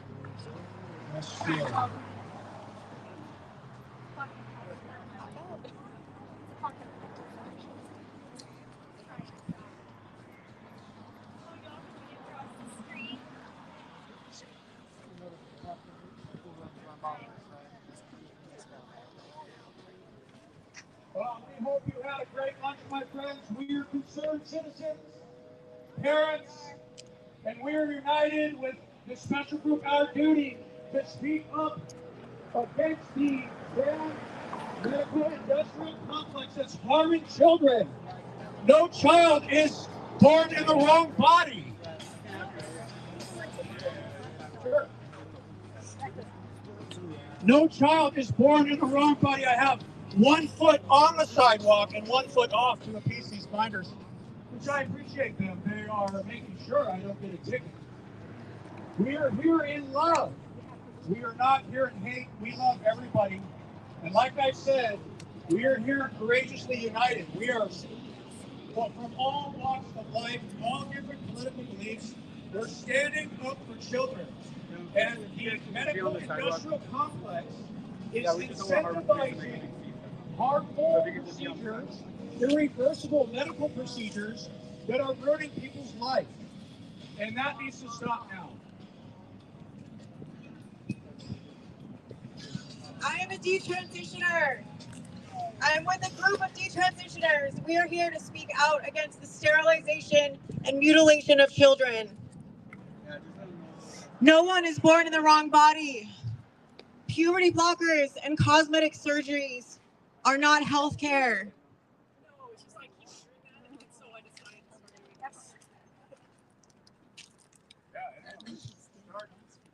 Speaking up feels good.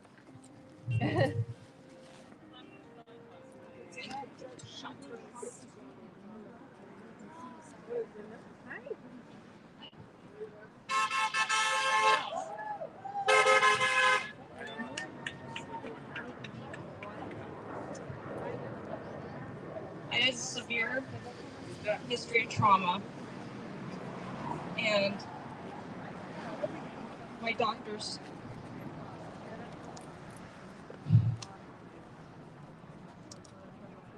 My name is Camille, and I'm a detransitioner.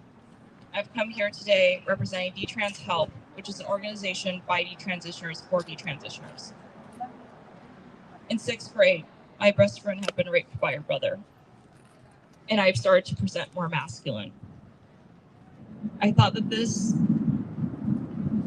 I felt like my body was running on a voltage too high.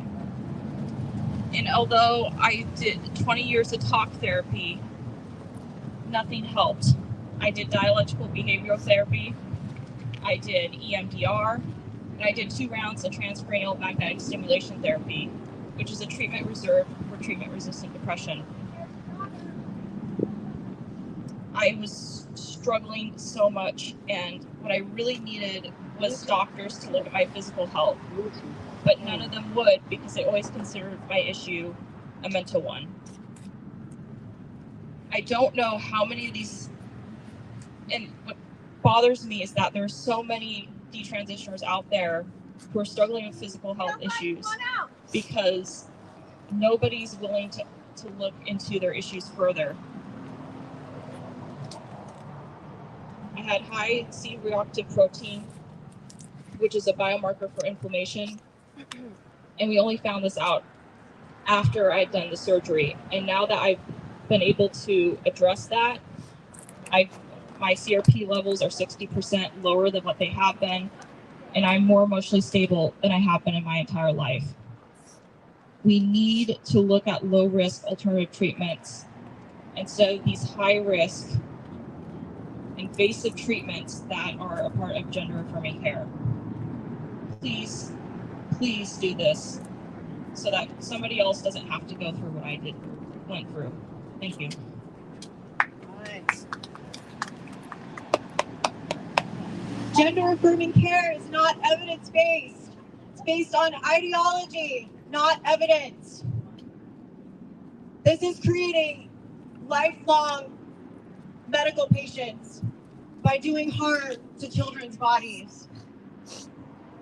Gender-affirming care does not prevent suicide. Gender-affirming care is dangerous. This is not healthcare. This is harming children. Look into less invasive alternatives now. Or more people end up. Children drive a car legally. I want to hear it. Can children drive a car legally? Children cannot drive a car legally. They cannot consent. Children cannot consent.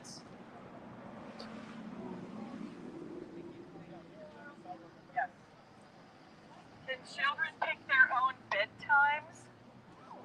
Children can't pick their own bedtimes.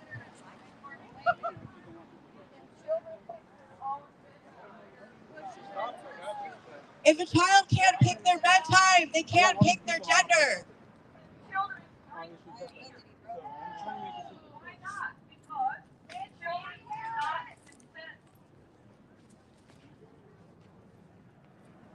Stop sterilizing gay children. Stop sterilizing gay children. We are sterilizing them. We are causing a lifetime of serious health issues with puberty blockers and processed hormones and experimental cosmetic surgery.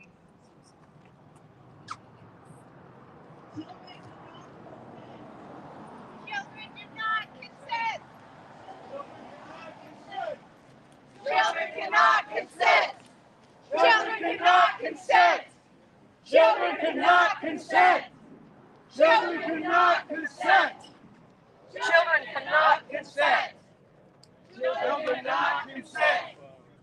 Children cannot consent. Children cannot consent. Children cannot consent. Puberty is not a disease. Puberty is not a disease. Puberty is not a disease. Puberty is not a disease.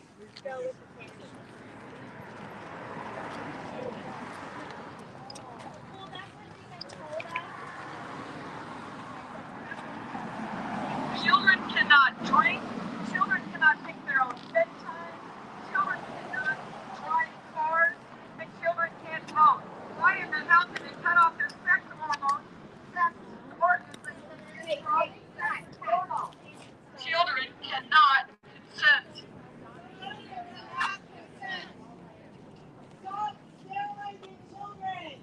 Stop sterilizing children. Stop sterilizing children. Stop sterilizing children. Stop sterilizing children. Stop sterilizing children. Yeah. Stop sterilizing children. Bring the dog over.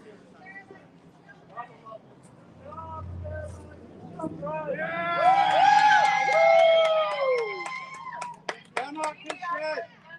Society can help stop this crime. Can help stop the way that it's going to happen. Because children cannot consent to having their sex organs removed. They're going to destroy the rest of their sexual function the rest of their lives. Castration is not a treatment for mental illness. Castration is not a treatment for mental illness. Castration is not a treatment.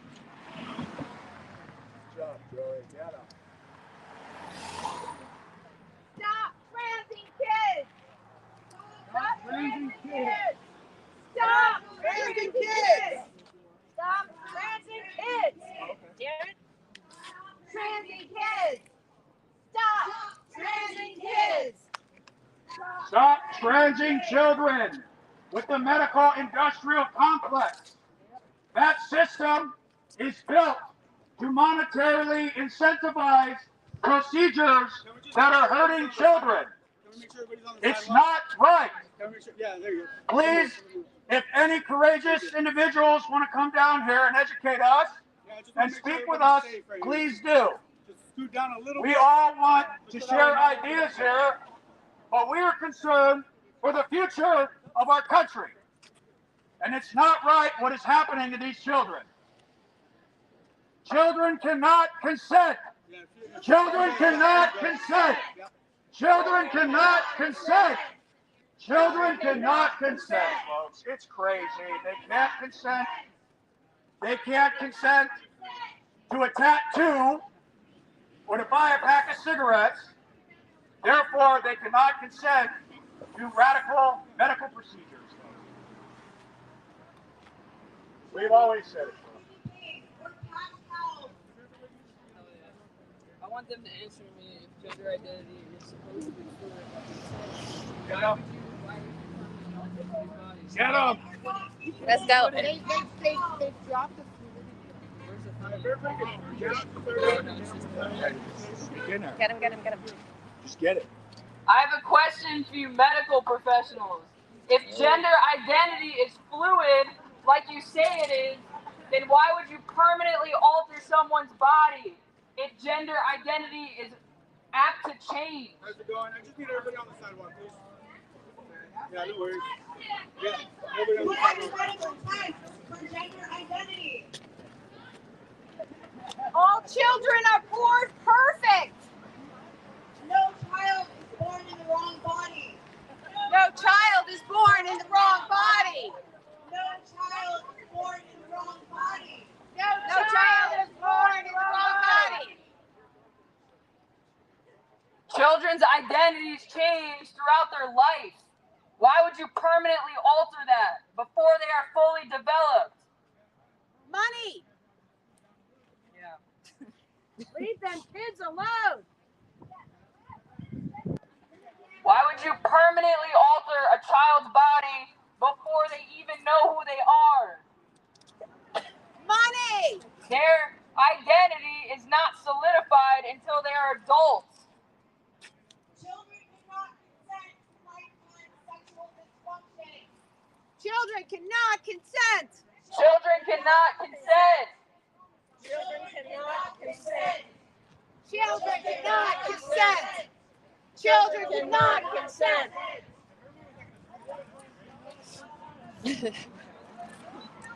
We're just sitting here.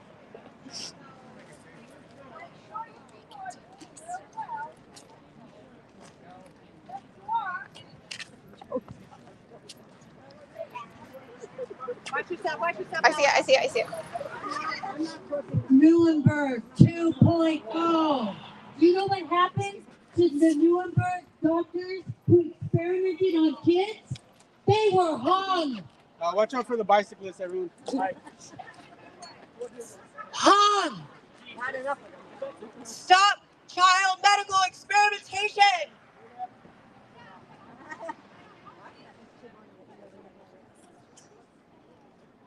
There are multiple parts of the brain in children that are not fully developed until ages 21 to 25.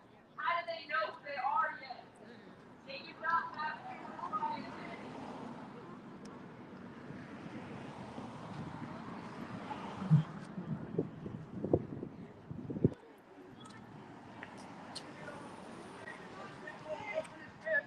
I know there's people over there who agree with us. Children stand up to this institution that is incentivizing. Right on, brother. I see you. Way to go. We need more people to wake up, stand up, and speak up in these institutions. And I know you hear me. Be courageous and do something, my friends. Be courageous, doctors. Say no. Say no to sterilizing children. Say no. You can send their life. Like stopping this. Puberty blockers do not prevent suicide. Puberty blockers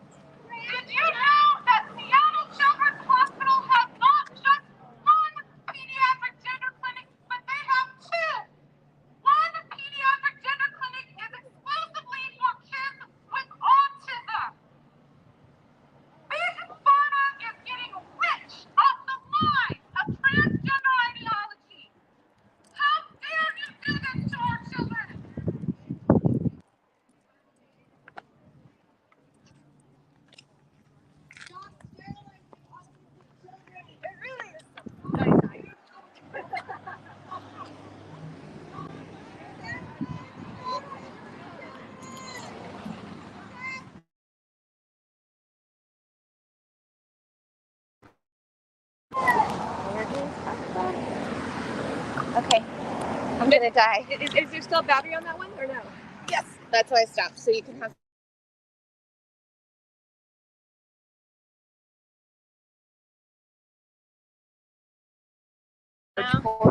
Yes, but that was, I gave my charge to Aaron, and now I don't got